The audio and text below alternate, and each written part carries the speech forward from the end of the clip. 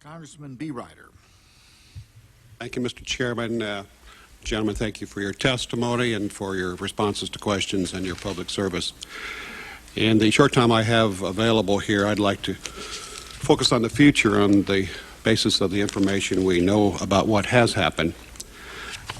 Director Mueller, I'll start with you just as a follow-up to Congressman Peterson's question, because you made reference to a misinterpretation of the statute by the FBI attorneys related to foreign powers. That was unfortunate. It was probably not crucial because of a link that otherwise had not been established. But in any case, my question to you is whether or not the lawyers and agents across the country now understand the full definition of what is a foreign power, so that a FISA determination looks more possible under the two elements in the definition of a foreign power. Yes, we've had training sessions. We also have sent out what we call electronic communications to clarify those issues. I will also say the Patriot Act is exceptionally helpful in enabling us to utilize that tool in ways we have not done in the past. Good. And we also, there is those of us who have done this work in the past know that when you get a criminal warrant, you generally go to an assistant United States attorney in the various district and then go right to the judge there. So you have the assistant United States attorney, the lawyers working with the agents. Part of the problem with the FISA process is there's a FISA court that sits here in Washington, D.C. And consequently, in putting together the package for the FISA court, you have to get the information for the field and meld that information with the knowledge of the court and the procedures of the court back at headquarters, and then get the package up to this court. And what we are trying to do is expedite that process by taking out some of the middle people that may not fully understand all of the aspects of the FISA court, to make the process go swifter and to assure that we eliminate, to the extent possible, any room for misinterpretation of what is required under the statute. I think those are very important changes, and I'm glad to hear of them. Director Tenet, do you favor the Homeland Security Department, which we hope will be established, sharing in the tasking of foreign intelligence collections on threats facing the homeland?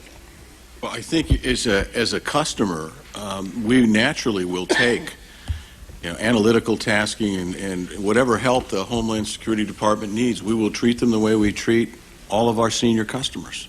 So once we get into this back and forth, they'll be the recipients of our product in the morning. They'll be able to come back to us and say, can you help us with this and this? Can you do a piece of work on this and how it might apply in the homeland? We will naturally do that with them.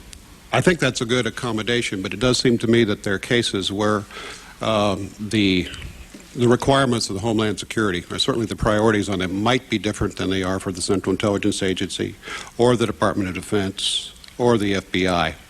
And I would hope that maybe the Senate will do what the House failed to do and give them a seat at the tasking table when it comes to foreign, I emphasize foreign, intelligence collection.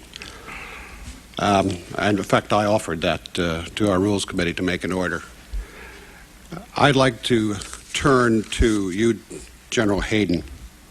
And I recognize what you had to say on pages 9 through 10 of your testimony, which relates to